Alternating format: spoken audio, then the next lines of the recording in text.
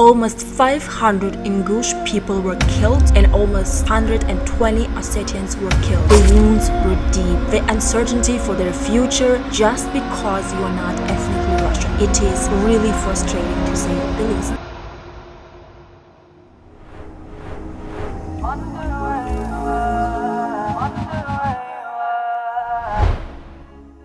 Today I have for you a story time or true crime story. You know my channel is called Life After USSR, but I also want to come back to the original channel and tell you stories. Today we are going to talk about the Ingush genocide of 1992, the violent conflict between Ingush and Ossetians, and how USSR, Russia, think about it as Russia because this happened after it fell apart, Russia influenced the role Russia has played in this conflict from the beginning, in the middle, and at the end of the conflict. In the early 90s, as the Soviet Union crumbled, it was a time of promise and uncertainty. Yet, in the breathtaking landscape of the North Caucasus, ethnic tensions, heart-wrenching saga of suffering, displacement, and unhealed wounds.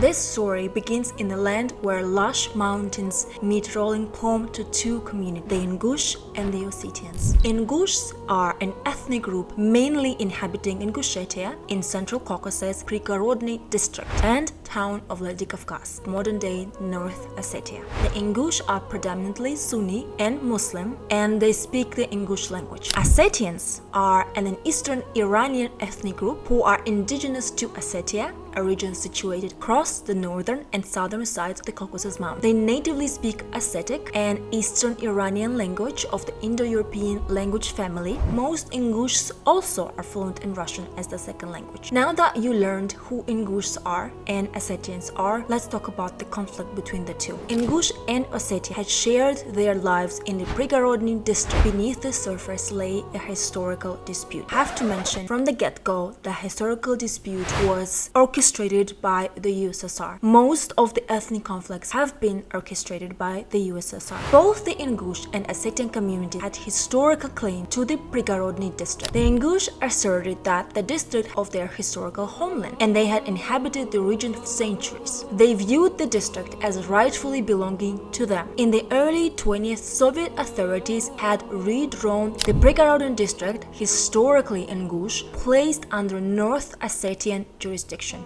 This decision ignited smoldering sense of injustice among the Ingush. If your people have lived in an area for centuries and then it's been given to another group of people, it is really frustrating to say the least. The 90s brought a rising wave of nationalism and territorial claims. The 90s have been by far one of the most brutal years of USSR/Russian history. I remember being afraid to go outside because Russian national could attack you just because you are not ethnically Russian. And if you have watched some of the videos, you know that there is a huge distinction between Russians. Anyone who is non-ethnically Russian was considered an enemy, second-class citizen, and a darkie, essentially someone who is black, which is another video in itself. With the dissolution of the Soviet Union, nationalist fire burned across. The fall of Soviet Union allowed long suppressed grievances orchestrated by USSR itself. The Prigorodny district became a battlefield of ethnic tension with the Ingush and Ossetian on opposing sides of the growing divide. If you don't know, Ingush and Ossetians, as well as most of the Caucasian minority groups, have a lot in common. Same family values. We can be from different religions. We have the same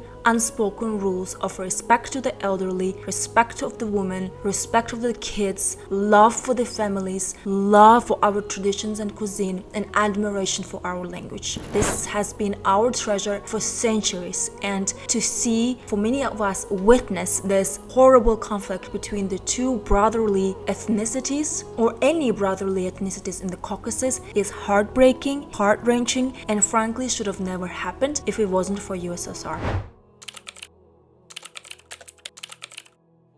In October of 1992, a territorial dispute ignited a blaze of violence. Shots rang out, and an argument over land quickly descended into a brutal confrontation. What had been a quiet dispute turned into a nightmare. As a result of this violence, almost 500 Ingush people were killed and almost 120 Ossetians were killed. As the region descended into the chaos, Russian government starts to get involved in the conflict between newly independent republics. It is quite ironic to see Russia step in the conflict that she herself were the reason behind. But the most heart-wrenching chapter of the war has yet to unfold.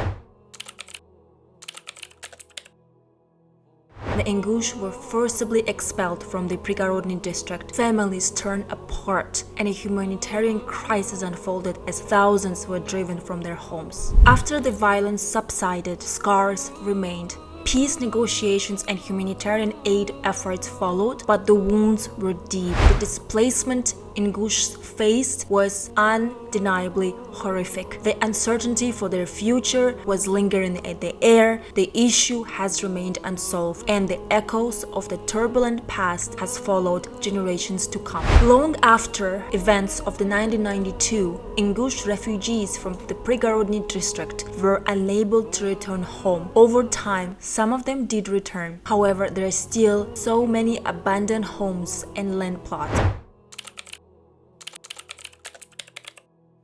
One of the returnees in 1992, he and his family were forced to leave for Ingushetia. His brother and father stayed. They were taken hostage, and 10 years later, they were able to be ransomed. Magomed's father died 14 years ago, and his brother died last year from the effects of the coronavirus. Today, the story of Ingush genocide of 1992 serves as a stark reminder of the complexities of ethnic conflict orchestrated by Russia. You can never undermine the impact of something as redrawing the boundaries for two nations have on their past and their present. There were many victims had to carry the pain of this for generations. One of the victims was Amina, who lost her family home, and Ahmed, who was separated from his parents in the chaos. Their stories and the stories of countless others etched in the history of this tragedy. The Ingush genocide of 1992 reminds us that healing of wounds, both individual and collective, requires the balm of justice and understanding. Justice that our family members, that our loved ones deserve